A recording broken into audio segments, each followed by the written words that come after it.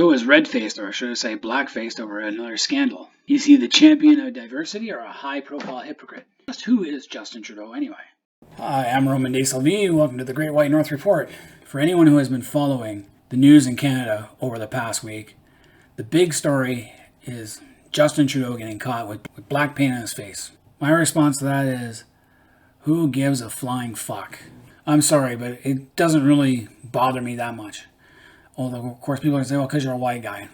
Really, I wasn't offended when the Wayland brothers did that White Chicks movie where two black guys are dressing up as women with white and making themselves white. So you can see here from the photos that Justin Trudeau went to a 2001 Arabian Nights party in the first two photos, and it was put on by the school that he was teaching at, and it looks like he's having a great time. In this one, he's got two guys who probably are Arabic. It doesn't bother me that much. He's at a party. It's a dress-up party. He's having a good time. It's like Halloween. You dress up. You can put blackface on at Halloween if you want. You can put whiteface. You can even go purple or green. Dress up as the green chick from Star Trek and hope that Shatner kisses you. It's ridiculous how they're complaining. And he did it again. This one's in color, so it's not a big deal to me. He also did the same thing in high school at a contest doing the Deo song by Harry Belafonte. So he had an afro and he probably had his skin darkened. Again, it's a contest, not a big deal. In my high school, a guy did Bobby Brown. A white kid did Bobby Brown, made his face dark, and he won the contest. So basically, they're mudslinging right now. They found a picture of Trudeau, blackface, and now they're going to use it as a weapon during the election. Kind of like smear him with that racism brush that's going on with Trump in the United States. Now, I'm not a fan of Justin Trudeau. Does this change my mind about him? No. Do I think he's racist? No, he's not racist. He just had some fun. So I really mean when I say to those people who are calling him racist or this smacks of racism to seriously grow the fuck up. Get a life. As far as scandal goes, this is probably the least of our concerns as Canadians. There are far more serious scandals that have happened under Trudeau's government. So Justin Trudeau's blackface scandal sparks calls for national reckoning on racism. Seriously, that's not a national reckoning on racism. People are using it for their own political gain. Do I want to see racism become part of this election? No. It should stay out of the election. People forget that everyone is racist to a point. At some point in their life have said something racist, either casually racist or they did it in a mean way once or twice. It's when racism comes to the point where somebody's going out and doing something extremely bad, persuasive, that gets a lot of other people wound up, where it becomes a problem. This photo of Trudeau is not a problem. You can't tell me there's nobody who has never had a racist thought in their head. And then we can hear everyone say, bullshit! It exists in this world today. And someone says, hey, go over to Asia and find out how racist the Chinese, the Japanese, and the Koreans are. Or somewhere like that. There is nowhere and nobody who is not racist at some point or says some racist things. I've lived overseas for 9 years. I know. I've been told Yankee go home, even though I'm not an American and I was wearing my Team Canada hockey jersey. And my reply to that Korean man was simple. I call him a little Japanese girl in Korean, Il-Bonyan. So let's talk about some of the other scandals that are more important that have happened under Trudeau's government and go from there. Now this one goes back to Trudeau's ethics violations and how they carried no punishment. According to this article, Trudeau, he went to Bell's Cay, which is a private island in the Bahamas, which is owned by Aga Khan. Aga Khan is the spiritual leader of the Ismaili Muslims. So he took a private aircraft to vacation with a billionaire in the Caribbean. Trudeau does promote himself as the voice of the middle class. That doesn't match. I never considered Trudeau middle class. He's always been the rich golden boy with a golden spoon shoved up his ass. So here's something I didn't know about Aga Khan. He has a foundation which has received more than $300 million in Canadian government money since the 80s, has a business relationship with Canada, and is relevant to the Prime Minister's work. Even if they were genuinely friends, that's all more reason to clear the trip through Canada's ethnic channel. $300 million. For what? So the reason why we gave him $300 million since 2004 is for charity work. Nothing that actually helps Canadians. I understand that the world is a terrible place. I'd rather see us help our own citizens first. Then when we have our own problems solved, our own house in order, we can help others. Or private charities that don't rely on tax dollars. Now, the other big scandal last year was Trudeau's ethics violation in the SNC-Lavalin scandal. And people think, like the Star here, thinks it deserves continued coverage. Now, I was reading about this, And basically what SNC-Lavalin is, it's a company mainly based in Quebec. It employs about 9,000 people in Canada, and they work mainly in countries like Libya. So when they were in Libya, they were found to have bribed government officials. Now, for me, that's, again, a sense of realism. When you're in a country like Libya or China or North Korea, or you do need to grease the wheels to get things done. You have to bribe people. Be prepared to bribe somebody. Get it done. So the Prime Minister's office tried to influence the Attorney General Jody Wilson-Raybould in the wake of SNC-Lavalin's ethics violation. Under the current law, they can be criminally tried for this, for influencing a foreign government. We try not to do that, unlike other countries. But the problem with Libya is if, in order to get anything done, you pretty much have to bribe somebody.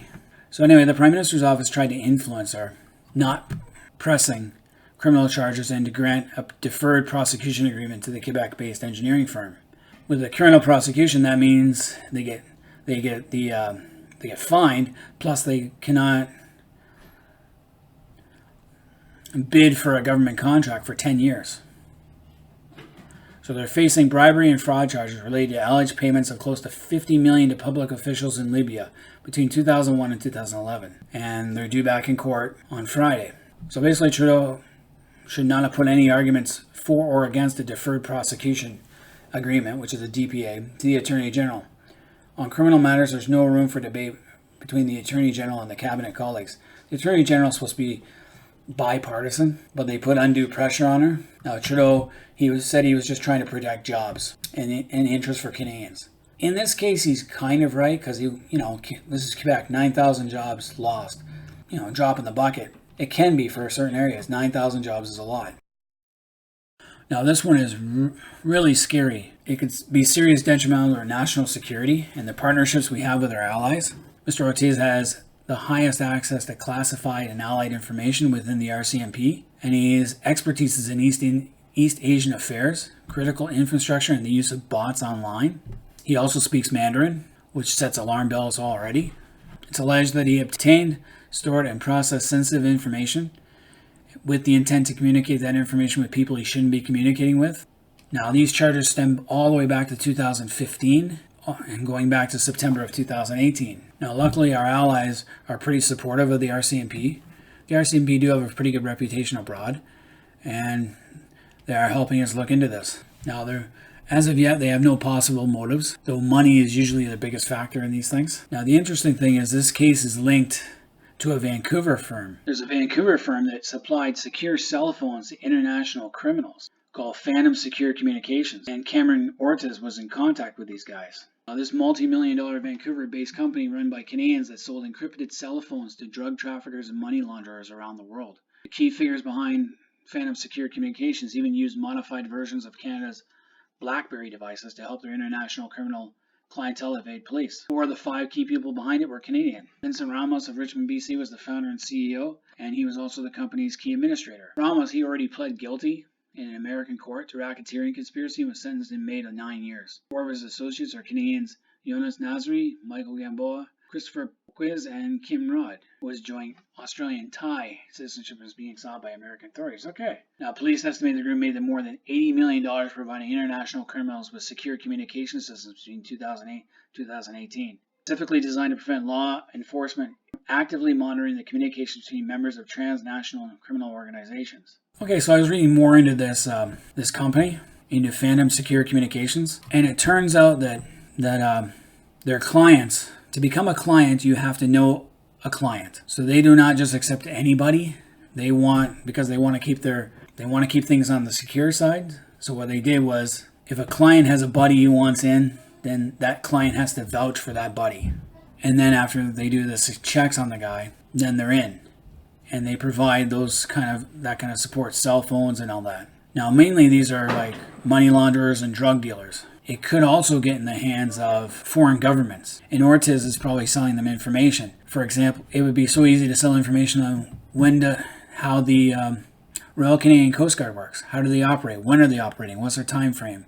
Their schedules. Any operations that the RCMP is conducting in Canadian borders. What are they looking to do now? It keeps a lot of these drug dealers and money launderers one step ahead, if they know. But anyway, the arrest of the founder, when they caught the founder, they started going looking through his files, and that's when they caught on to Ortis. Phantom Secure Communications was caught by the RCMP posing as drug traffickers. So it was one of those operations that Ortiz didn't have any clue about at the time, or he would have warned them, probably. So for me, that's been the biggest scandal for this election, is who we're putting in charge and why we're not watching them more closely. I really don't care about Trudeau's blackface scandal. That has no bearing at all in this election and shouldn't even be mentioned. If anything, the issues are the ethics violations, the Lavalin scandal, and now this scandal. This scandal should rock the Liberal government. And I think we'll see the Liberals will slide more on the polls because of this. This is a big deal. But anyway, that's my take on the scandals that have rocked Trudeau's government lately. And I'm going to be keeping an eye on this election and go through more details and other stuff that comes up. Anything that interests me. Till next time, Roman Days will be out of here.